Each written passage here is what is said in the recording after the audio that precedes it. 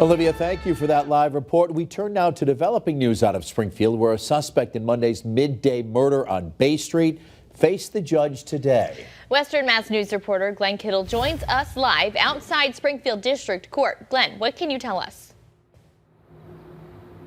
Yeah, Chris, Abby, Tyrese Amaro pled not guilty for his role in connection to the murder of Anthony Goss. The shocking scenes on Monday now marking Springfield's third homicide of the year.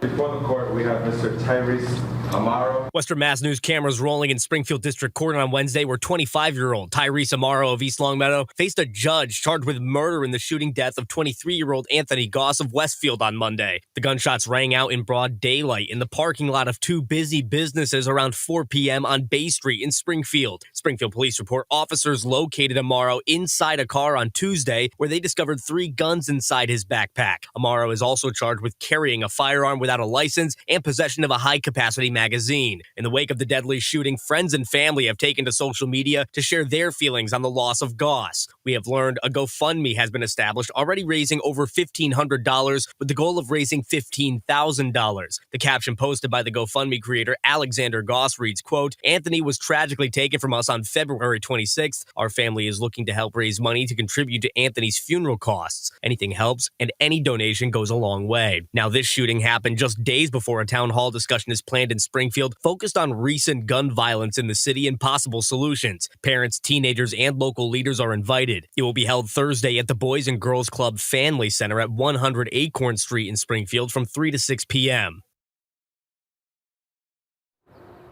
Now, this shooting comes off a record-breaking year for homicides in Springfield. They hit 31 in the year of 2023. As for Amaro, he's currently being held without the right to bail. We'll continue to bring you updates on this story as we receive it. But for right now, reporting live in Springfield, Glenn Kittle for Western Mass News. Glenn, thank you.